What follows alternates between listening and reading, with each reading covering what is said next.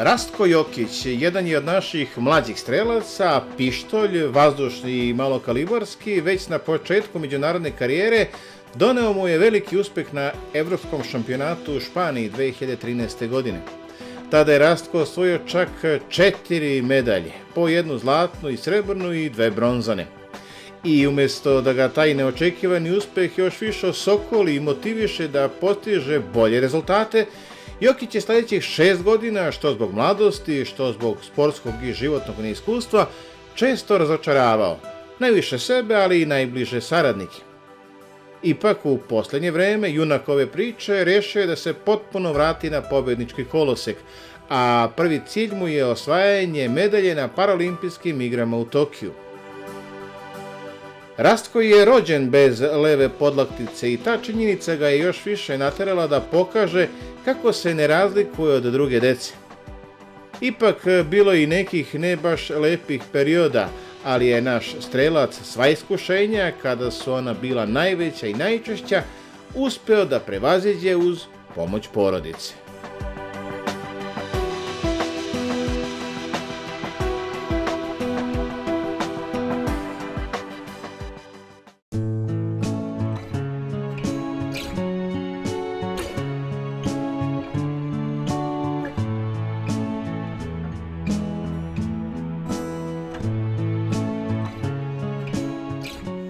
Kada si ti možda postao svestan da, eto, nisi kao sva neka druga deca? Pa to je negdje krenulo oko 5. 6. godine. Tako, oko 6. godine, otprilike. Samo primetio sam da sam drugačiji, ja sam postao svestan okoline i drugi su počeli da nagoveštavaju na neki način, pa je to sve bilo... Postajao sam svesniji tog da sam drugačiji od drugih, da. Kako si ti reagovao, kako su reagovali drugi? Pa to je bilo u detinjstvu malo komplikovanije. U parku su se svi već navikli jer smo svi od malih nogu naviknuti jedni na druge, ali već je krenula ta problematika u osnovnoj školi, u nekom 5. razredu osnovne škole, gdje je tu krenulo malo i zadirkivanje i tako te neke stvari. I tu su se pojavili ti kompleksi od kojih ja nisam mogao da pobegnem tada jer sam bio mnogo mali. Te sve probleme sam nekako čuvao za sebe, borio se unutra sam sa sobom. I mogu ti reći, trajalo je to onako poprilično dugo, sigurno 4-5 godina da sam se ja krio, nisam izlazio, nisam teo da idem dalje, nisam teo da se upoznajem s novim ljudima. I cela ta problematika sa kompleksima jer sam drugačiji od drugih, jer se ističem na taj neki način koji je bio generalno neprijatan u tim godinama i momentima. Trajalo je jako dugo i bilo je jako stresno. Svaki dan je to bila borba u glavi, gde izaći, kako se sakriti, kako to se skloniti i tako dalje. Ali to je sve trajalo 5., 6., 7., 8. razred i 1. srednje. Baš je jako dugo trajalo. I onda si odlučio da pobediš i sebe i drugi. Da. To se desilo onako u jednom danu je kliknulo. Uvek sam se radovao zimi zato što sam tad nosio velike stvari, velike jakne i onda sam mogao da se sakrijem dobro, a leti sam nosio dugačke majice velike pa sam se krio ispod toga i tako dalje. Onda se desilo početak 2. godine, sećam se, to je baš bilo, idem spremam se za školu, niti je za majicu, niti je za jaknu, za duks, a u duksu nisam mogao da se dovoljno sakrijem i stavio sam u kupatilu pred ogledalom. I odjednom mi sinulo, rekao, ma baš me briga, zavio sam rukav, izašao napolje, došao u školu i tada sam se toliko dobro krio i toliko dobro vešto sam to sakrivao da u odeljenju nisu znali da nemam ruku i da imam hendikep. Znači, toliko dobro sam ja to prikrivao i cela škola, kada sam ušao u školu, kada su svi vidjeli šta se desi, kako toliko pogleda je bilo, toliko pitanja je bilo, da u suštini da tu neprijatnu situaciju, te poglede, ta pitanja i to sve sam pretvorio u pozitivno jer je loš publicitet ponekad budi dobar publicitet i onda sam to pretvorio u svoj ponos, da kažem. Najbitnije je da se hendikep pretvori u kvalitet, ti si to učinio i igrao si sa decom, je tako? Da, bavio sam se sportom, apsolutno bez ikakvih... I košarka, i rukomet, i odbojka, da, apsolutno sve. Košarka i odbojka, to je vjerojatno bilo ono da im pokažem ja da mogu. Pa, što se tiče psihologije, u psihologiji je vjerojatno po knjigama tako da, ali nekako je to meni bilo prirodno i normalno da ja to radim. Nije mi ni bilo sad ja kao to mogu.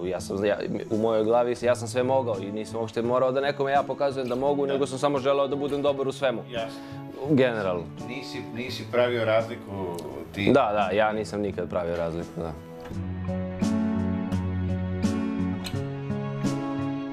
Pa poprilično nemiran, neobuzdan, divljak.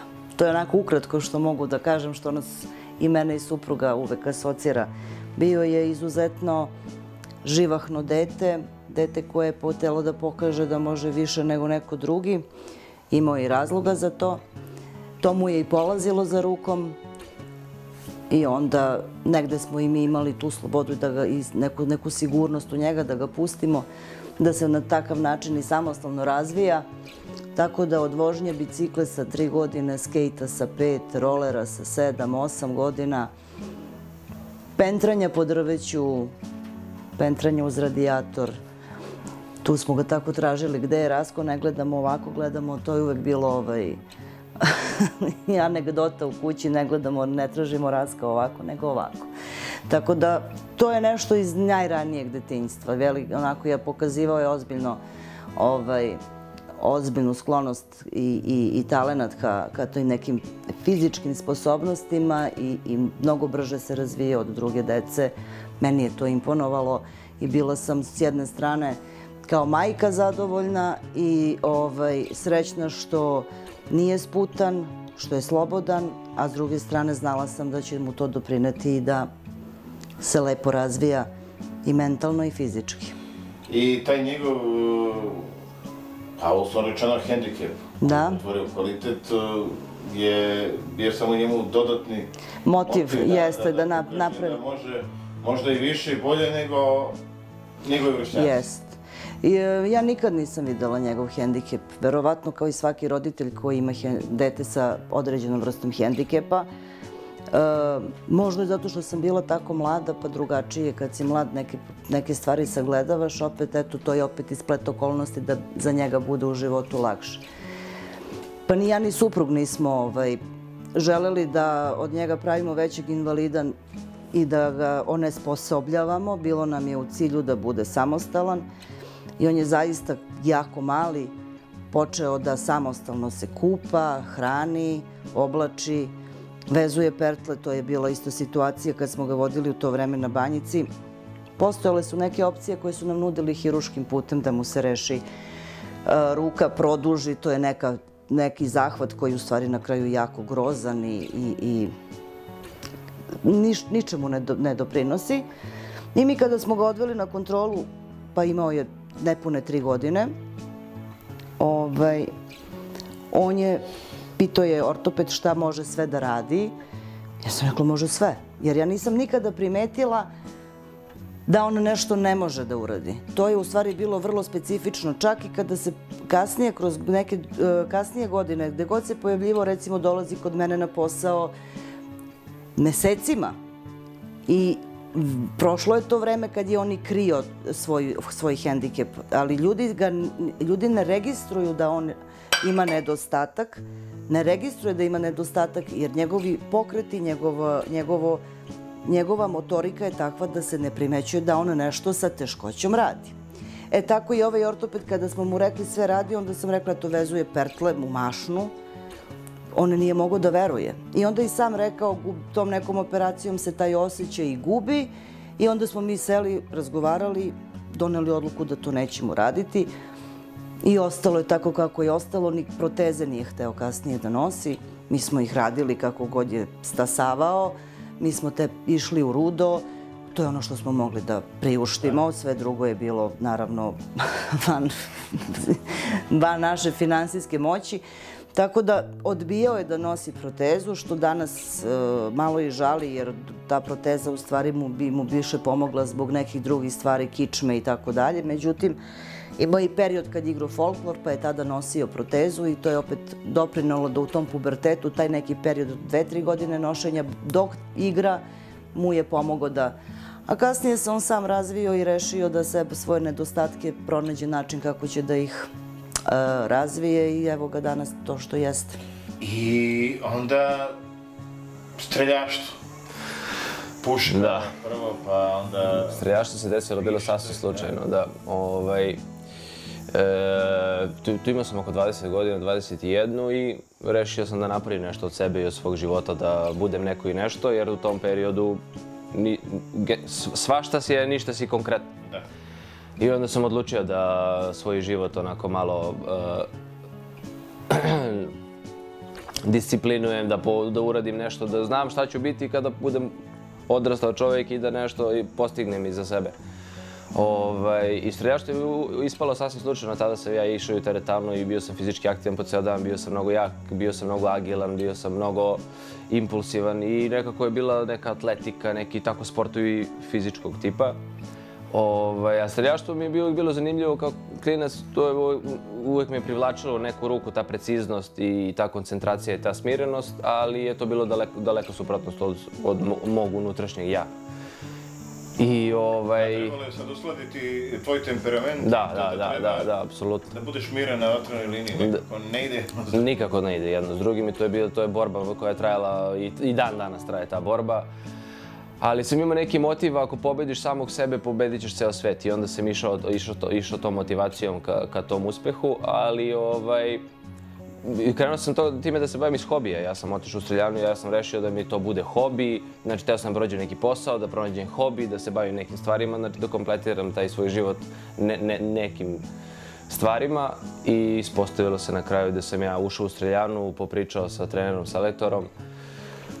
Počeo sam da pucam, prvih meseci i po dana videlo se da ja to previše dobro znam, da imam jako puno talenta. Da ti ide onako? Da, i tog dana kada sam ušao u streljanu i narednih 10 godina, danas sam u istoj streljani. Da. Nekako si relativno skoro došao do tih velikih uspeha, do tih medalja prvenstva Evrope 2013. u Španiji. I čak 4 medalje, 2 bronzane, srebro i zlato, ono što je najbitnije. Jesi li ti to sve tako brzo očekivao i kako si... Ne, nisam očekivao zato što loše sam podneo jako, jer ja sam 11. januara uzeo pištolj u ruke i tada sam krenuo se bavim profesionalno streljaštvom. I nakon 6 meseci je bila ta famozna Engleska, gde sam ja otišao na takmičenje, nisam imao pojma ni o čemu ništa, ja sam samo stao na liniju, odradio ono što znam i osvojio sam srebrnu medalju i tu se video taj potencijal i ja sam video samo sebi potencijal da to može, da ja to mogu. I bukvalno 2 godine kasnije nakon toga, ali tu je bilo jako puno odricanja. Ja sam se godinu dana pred Evropu, da, ja sam se pojavio ni iz čega, ni otkuda i popeo sam se ka vrhu jako brzo. I kažeš, loše si podneo to? Da, jako loše sam podneo jer ta medalja nosi jednu veliku težinu, donosi nacionalno priznanje. Dobro, da, ali ta zlatna je, zlato je uvek merka, a ovo ostalo je onda sve... To su discipline, tako, pištolj? Pištolj, da, mali kalibar na 50-25 metara i vazdušno oružje na 10. Dakle, gde god si se pojavio, ti si uzeo? U principu, da. Ne uzeo, nego osvojio. I od tada je prošlo 7 godina. Mnoga takmičenja su iza tebe. Možda si u Španiji taj svoj deo sreće neke trenutno iskoristio, pa te posle ta sreća malo napustila. Bilo je tu tih 4., 5., 6. mesta učešća na paraolimpijskim igrama, svetskim i evropskim prvenstvima, kriza nekih padova, uspona. Čini se da se evo sa 30 godina praktično sve prošlo što je moglo da se prođe. Pa jeste, da, jako puno iskustva, jako puno takmičenja, ali takav je naš sport. Psihološki je previše i bukvalno svaki put kada se pojaviš samo ostane ta mala doza tog iskustva i svega toga što si prošao, ali opet želja za pobedom i želja da prevaziđeš samog sebe i dalje pobeđujete. Da, kako podnosi to što sad 7 godina je neki post, da kažem, uslovno rečeno? Jel to još više motiviše? Ranije me je demotivisalo. Bez hrabri ili... Da, bilo je, pa to je jako stresno jer mi treniramo godinu dana za tih sat i po vremena u jednom danu koje imaš i napraviš jednu, dve greškice i ti si ispoj cele priče i onda opet mora čekaš godinu dana.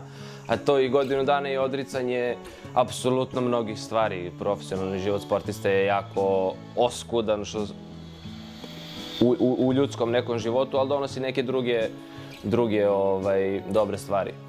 Jako puno, pošto sam ja sa 21 godinom krenuo da se bavim time, a s time se bavi sa 10, 11, 12, ja sam jako kasno ušao u suštini u ceo taj proces, jer to je proces mentalni, fizički, streljaštvo se nauči za 2-3 godine, ali sve je ostalo mentalni proces.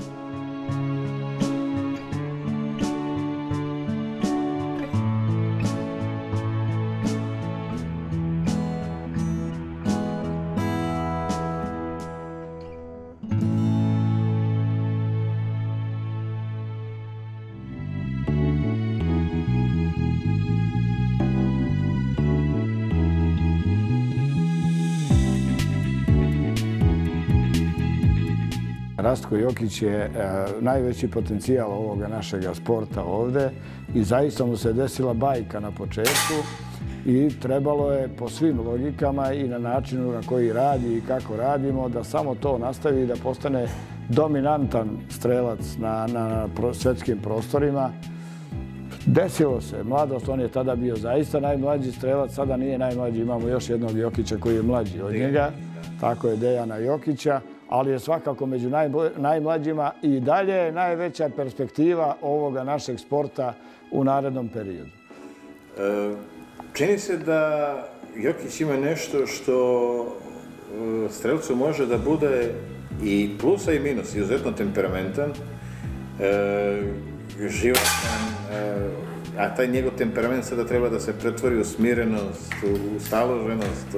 Kako se to on uspeva da... Pa očigledno da ne uspeva dobro sada do kraja. Na početku je to zaista delovalo tako da mladog momka dovedete i da ga stavite da stoji na liniji i sve ostalo. Pokazuje da to vredi, da može i kažem zaista on je i od svetskih potencijal i dalje je svetski potencijal. Vredno radimo. Kako to uklopiti sve? Možda je veća slabost njemu što je previše emotivan, nego što je energičan. Zaista on dečko trenira 2 puta dnevno. Šteta je da ne uradimo ništa. Za njega mogu da kažem da sigurno u narednom periodu očekujemo mnogo i on očekuje i ja i sigurno će biti mnogo rezultata i nema, rekao sam, najveća perspektiva naša je i dalje on i najkompletniji strelac trenutno u Srbiji. And the gold medalist with the new world record representing Serbia is Rastko Jokić.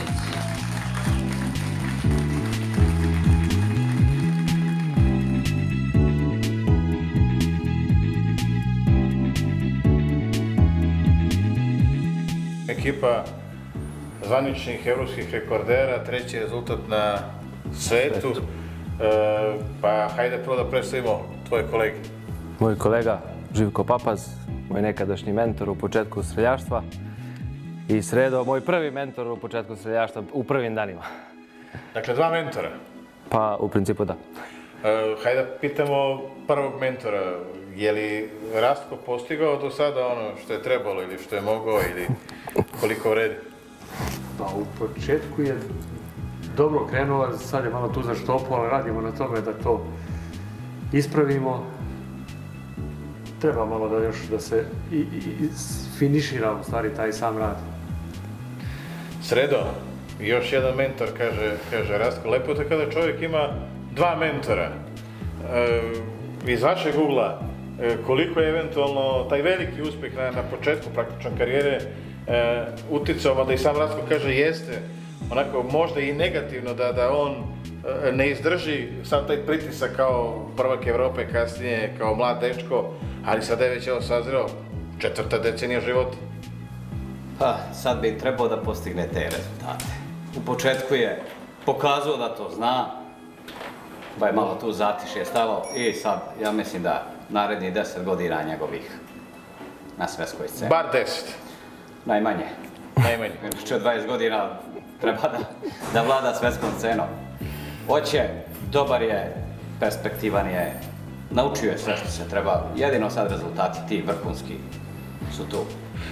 Da, Rasko, kako je kada u ekipi imaš dvojicu ljudi koji su tebe stariji po 20 godina, tako? Teško je, teško. Koliko ga tu teško razume ili prihvata ili shvata? Dobri su. Jeste, ja sam došao sam ovdje, baš sam bio jako mlad i ne onako poprilično mlađi od njih.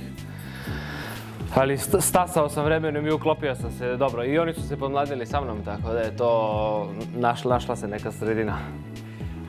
Živko, koliko je lako ili teško raditi sa Rastkom? Je li svojeglavo ovako?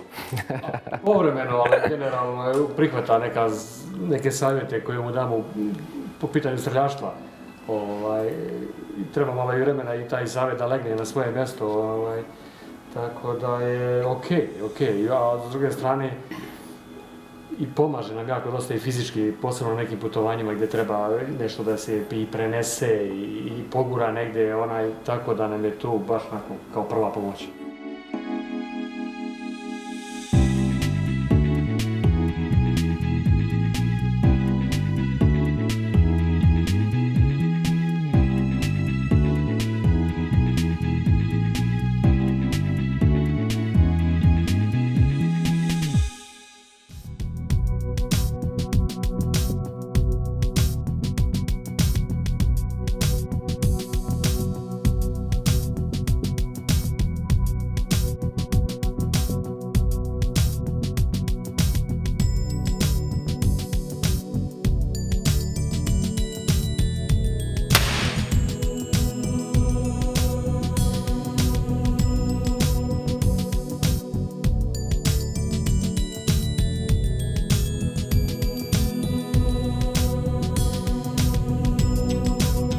Ovdje najviše vremena provodimo jer malo duže traje ta priprema i sam trening traje duže jer je malo teže, mali kalibar se puca i disciplina i traje duže, tako da se ovdje provede sigurno 3-4 sata.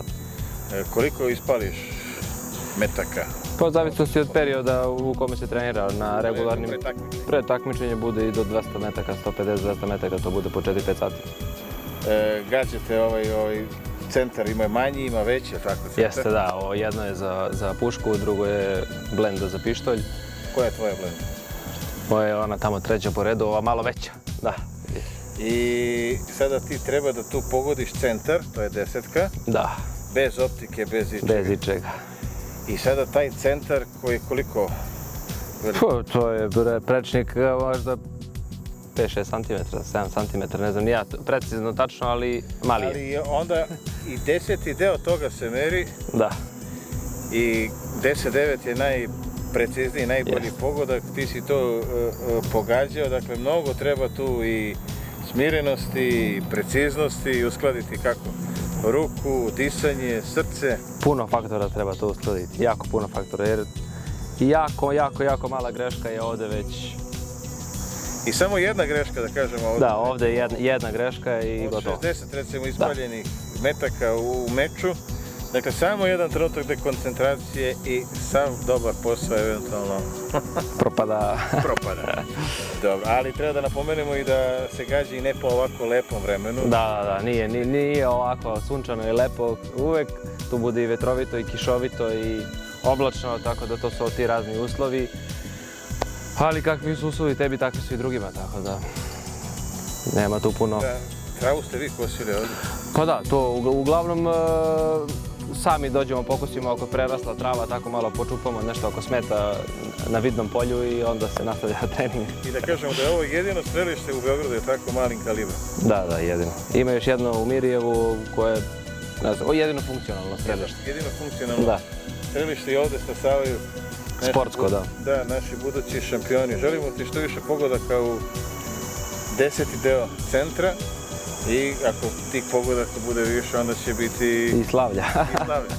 Da. Hvala najlepše.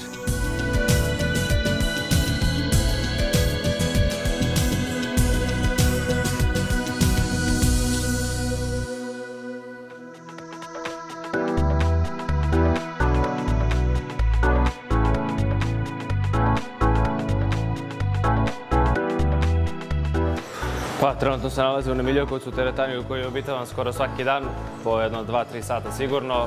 Ovo je moja treća kuća, kuća Streljana je druga kuća, ovo je treća kuća i ovdje najviše vremena volim da provodim. A nalazimo se pored mog prijatelja, brata, rođaka. Mislim, u suštini znamo za ceo život, nismo krvno vezani, ali kao da jesmo. Znam ga od kad se rodio, tako da to mi je najveći prijatelj za života, da. Nikola? Nikola Nešić. Nikola Nešić. Nikola, Rastko reče, znate se od kad si ti rodio, dakle, ponovit ću, ti si mlađi. Tako je. I reci mi, kako tebe sećanje vezuje na druženje sa Rastkom, kako je sve to išlo? Pa, mi se družimo bukvalno ceo život, ja od kad znam sebe, poznajem i njega, on mene malo duže, i bukvalno se ceo život proveli zajedno, znači od malena... Kakav je bio kao dečak, kao drug? Kao dečak hiperaktivan i najbolji drug, šta da vam kažem, boljeg nema. Je uspeo nekada da te iznervira? Pa dobro, uspeo i dalje, uspeo i ranije, ali to je obostrano, naravno, svaki prijatelj ima takve stvari. Druženje tu i slavlje, to su lepi, ali i oni drugi trenuci. Kaži mi, šta ti misliš o ome, čime se on bavio streljaštvu, jesi li to očekivao od njega tako skoro? Pa iskreno da vam kažem, ranije kao mlađi smo se više nekako kroz fudbal, košarku i tako neke sportove, kad je krenuo na to, mene je to prvo iznenadilo, ali s obzirom da se on lako prilagodi i šta god da radi, krenuo to ostvaruje dobre rezultate i neverovatno brzo je ušao u taj sport i veoma je ozbiljno shvatio i mislim vidite na osnovu rezultata i svega. Je se uobrazio posle tog velikog uspeha 2013. Malo slava udarilo u glavu? Pa nije makar. Pa dobro, nije naravno.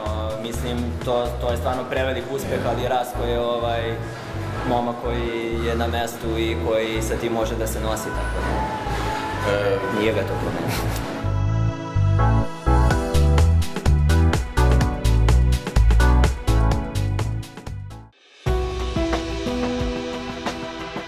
Ne vidiš sebe u neko dogledno vreme, za nekih, opet kažemo, 10 godina, 20, hoćeš li da ideš na vatrenu liniju dok te oči suže i mirna ruka ili imaš nešto drugo planu? Pa, bavit ću se ovim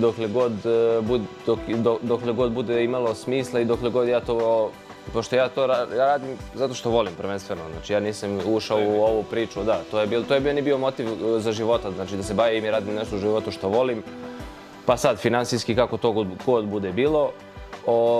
Ali mi je jako bitno, evo, ja se 10 godina već bavim s ovim, ja kad idem na trening, meni je to apsolutno normalno, uopšte nemam kao jao idem na trening, jao dosadilo mi, jao ovo, meni to nekako prirodno i prirodan proces i verujem da će narednih 20 godina biti isto tako, da se bavim time, ali nekako ja u suštini razdvajam sport i život, realnost i taj moj sportski život, jer nekako imam tu neku čudnu filozofiju koju ne umem da objasnim. Znači, moje bavljenje sportom je samo segment mog života koji ne želim da me definiše kao celinu. To je jedan deo života kojim se ja bavim i koji želim da ostane nekako sa strane, nekako želim da isteknem sebe kao ličnost, kao čoveka koji motiviše i inspiriše drugi ljude sa nekim uspehom da se pokreneš, da nešto uradiš od sebe, da nešto napraviš od sebe, a šta god to bilo. Vidim sebe za 20 godina u nekoj priči gde se bavim motivacijom, inspiracijom ljudi da se probude, da napreduju, da se razvijaju, u tome, a ne konkretno da streljaštvo ili sport ističem u prvi plan.